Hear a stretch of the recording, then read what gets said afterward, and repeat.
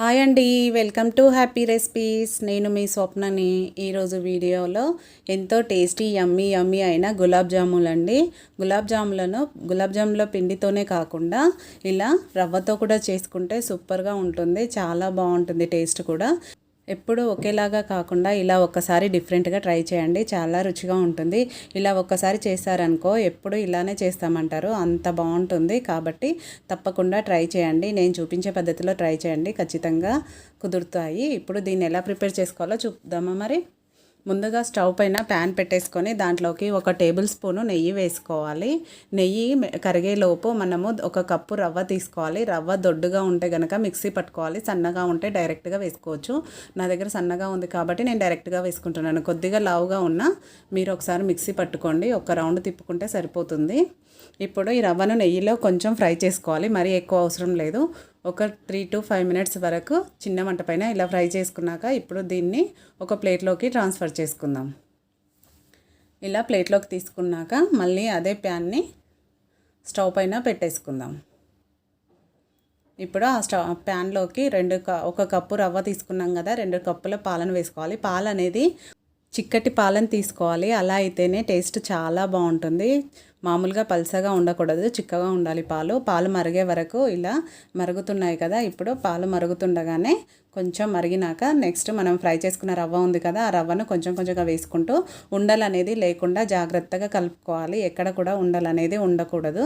రవ్వ తొందరగా ఉండలు కడుతుంది కదా, అందుకని కింది నుంచి జాగ్రత్తగా కలుపుకోవాలి. ఈ విధంగా కలుపుకున్నాక అది కొద్ది కొద్దిగా ఉడుకుతూ ఇలా దగ్గర పడుతూ ఉంటుంది రవ్వ అనేది. ఈ విధంగా దగ్గర పడుతున్నప్పుడు కూడా కలుపుతూనే ఉండాలి, లేదంటే అడుగుకు మాడుతుంది రవ్వ. టేస్టే అప్పుడు గులాబ్ జాముల టేస్టే మారిపోతుంది అడుగుకు మాడితే. కాబట్టి మాడకుండా దగ్గర ఉండే జాగ్రత్తగా ఇలా కలుపుతూ ఫ్రై చేసుకోవాలి. ఈ విధంగా ప్యాన్ నుంచి సపరేట్ అయ్యే వరకు ఫ్రై చేసుకోవాలి. ఎప్పుడైనా అది కొంచెం మాడినా కూడా దాని టేస్ట్ పూర్తిగా మారిపోతుంది, గుర్తుపెట్టుకోండి. చూడండి, ఈ విధంగా ప్యాన్ నుంచి సపరేట్ అవుతున్నప్పుడు మనకు పర్ఫెక్ట్గా వచ్చిందని అర్థం. ఇప్పుడు స్టవ్ ఆఫ్ చేసేసుకొని మూత పెట్టేసి పక్కన పెట్టుకోవాలి. మూత పెట్టడం వల్ల అది కొంచెం ఇంకా ఉడికినట్టు అవుతుంది రవ్వ. ఇప్పుడు నెక్స్ట్ ఇంకొక బౌల్ తీసుకొని దాంట్లోకి 1 కప్పు షుగర్ వేసుకోవాలి. 1 కప్పు షుగర్కి 1 కప్పు వాటర్ వేసుకొని మరిగించుకోవాలి. మనకు గులాబ్ జాముల సిరప్ ఎలా రెడీ చేసుకుంటామో ఆ విధంగా చేసుకోవాలి. చూడండి, షుగర్ అంతా మెల్ట్ అయ్యాక నీళ్ళు మరుగుతున్నాయి కదా.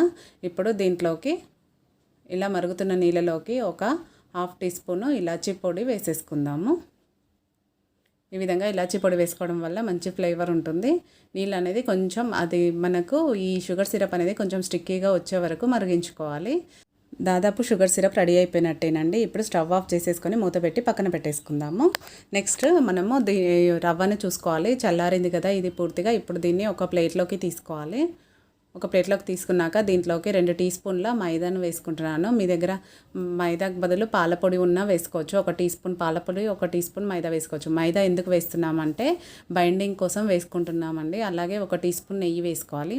నెయ్యి ఏమో మనకు చెయ్యి అతుక్కోకుండా ఉంటుంది, ప్లస్ టేస్ట్ కూడా చాలా బాగుంటుంది. అందుకని నెయ్యి వేసుకుంటాము. రవ్వ అనేది మనకు అతుక్కుంటూ ఉంటుంది కదా, అందుకని ఇది సేమ్ మన మైదా పిండి ముద్దలాగా అయ్యేలాగా ఇలా కలుపుతూ మెత్తగా కలుపుకోవాలి. మనం దీన్ని ఎంత మెదుపుకుంటూ కలుపుకుంటామో గులాబ్ జాములు అంత పర్ఫెక్ట్గా వస్తాయి. చూడండి, ఈ విధంగా రావాలి. ఇలా చేయి పెడితే కూడా మెత్తగా ఉండాలి పిండి అనేది. అలా అయ్యాక ఇప్పుడు దీంట్లోంచి కొంచెం కొంచెంగా చేతికి నెయ్యి అయినా సరే రాసుకోవచ్చు. ఒకవేళ అతుక్కుంటూ ఉంటే కొద్దిగా నెయ్యి రాసుకొని ఇలా రౌండ్ బాల్ లాగా మన గులాబ్ జాములు ఏ విధంగా ఉంటాయో అలా ఆ షేప్లో చుట్టుకోవాలి. చూడండి, ఎక్కడ క్రాక్స్ అనేది ఉండకుండా నీట్గా చుట్టుకోవాలి. పిండి అనేది గట్టిగా ఉంటే కొంచెం పాలు వేసి పల్చగా చేసుకుంటే బాల్స్ అనేది కరెక్ట్గా వస్తుంది. ఎందుకంటే పల్చగా ఉంటే మనకు క్రాక్స్ అనేది రావు, కొంచెం గట్టిగా ఉందనుకో క్రాక్స్ వస్తాయి. కాబట్టి వీలైతే పాలను కలుపుకొని కూడా మంచిగా రౌండ్గా చుట్టుకోవాలి, క్రాక్స్ అనేది లేకుండా. చూడండి, ఇలా అన్నీ ఒకేసారి రెడీ చేసుకున్నాక స్టవ్ పైన ఆయిల్ పెట్టాలి. ఆయిల్ హీట్ అవ్వాలి, మరీ ఎక్కువ హీట్ అవ్వదు, మీడియం హీట్ అవ్వాలి. మనము ఫస్ట్ స్టార్టింగ్ అన్నీ ఒకేసారి వేయకుండా 1 మాత్రమే వేసి చూసుకోవాలి. ఇలా 1 వేసాక అది కొంచెం సైడ్ నుంచి బబుల్స్ లాగా వస్తే మనకు ఆయిల్ అనేది పర్ఫెక్ట్గా ఉన్నట్టు. జస్ట్ దాన్ని ఒక్కసారి ఇలా నెమ్మదిగా కదిపి చూడాలి. ఓకే అండి, ఆయిల్ అనేది పర్ఫెక్ట్గా ఉంది. ఇప్పుడు మిగతావి కూడా ఒక్కొక్కటిగా వేసేసుకోవాలి. సైడ్ నుంచి మనకు ఆయిల్లో ఎంతవరకు పడతాయో అంతవరకు వేసుకోవాలి.